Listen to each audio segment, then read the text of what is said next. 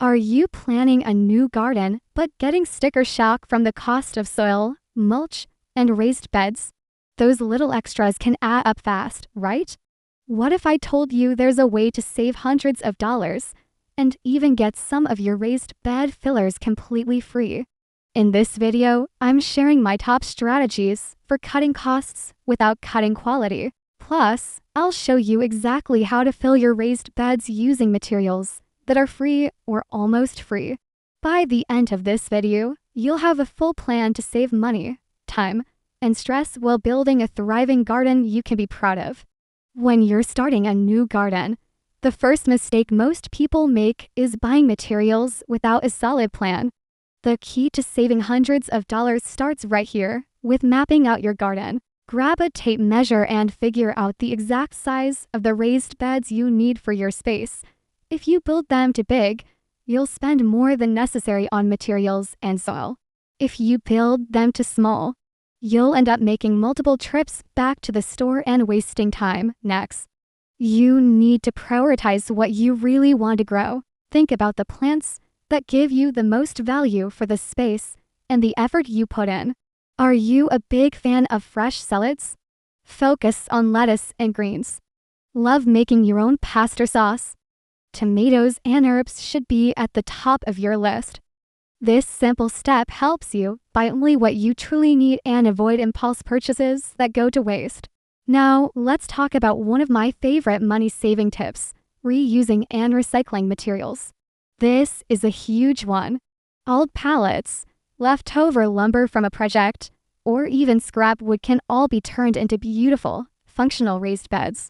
You don't need to buy those expensive pre-made kits. Get creative. Even thrift store finds can make your garden look amazing on a budget. I always look for Goodwill 50% off days. On those days, you can grab pots, garden clothes, harvest baskets, and even cool decorative pieces for half the price. It's a treasure hunt for your garden. Okay, let's get to the big one, the most expensive part of gardening for most people: filling those raised beds. It's not uncommon to spend hundreds of dollars on bags of soil and compost. But here's the secret: you don't always need to buy expensive fill. Your first free resource is probably right in your recycling bin: cardboard and newspaper. These make a perfect base layer for your beds. Just lay down thick layers of plain brown cardboard or several sheets of newspaper. Wet them thoroughly and let them start breaking down. This does two amazing things. It suppresses weeds from growing up from below, and, over time, it decomposes into nutrient-rich organic matter for your plants. Yard waste is another incredible free option.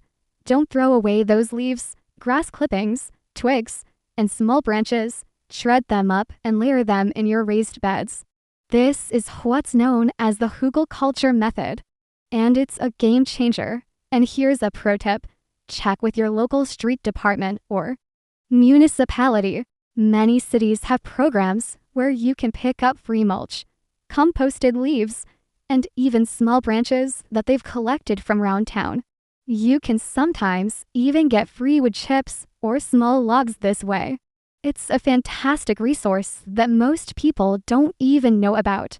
Your kitchen is another gold mine for free organic matter. All those vegetable peelings, coffee grounds, eggshells, and leftover produce can be layered directly into your beds.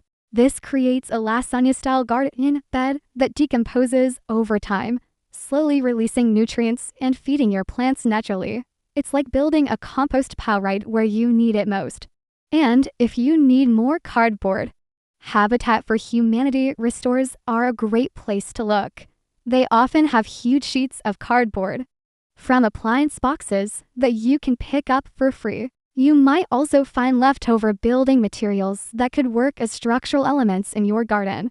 When you combine these free materials, cardboard, yard waste, and kitchen scraps, you can fill the majority of your raised beds with almost no cost at all. So, here's how you put it all together to build the perfect, budget-friendly raised bed. Start with a base layer of cardboard or newspaper at the very bottom. On top of that, add your bulky organic matter layers of twigs, leaves, grass clippings, and kitchen scraps. Then, add a final, smaller layer of high-quality soil or compost right on top.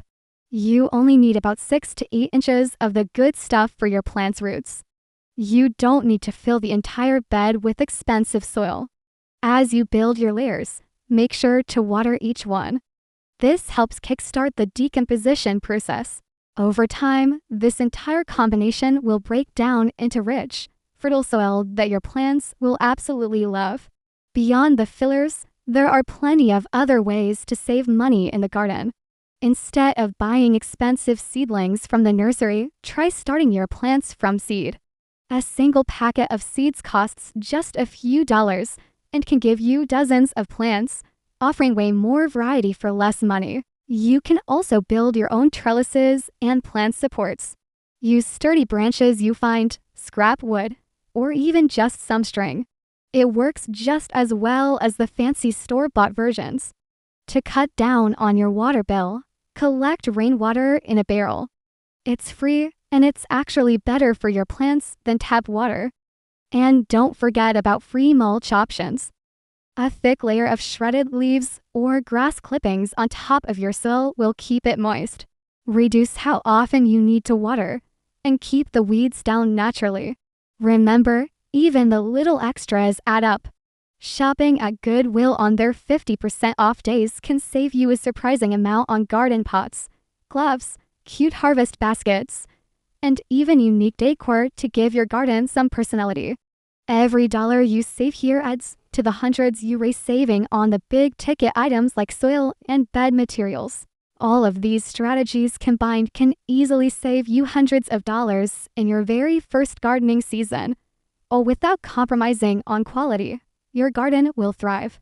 And you'll have the amazing satisfaction of knowing you did it all on a smart, sustainable budget. Now, I want to hear from you. What's your absolute favorite budget-friendly garden hack?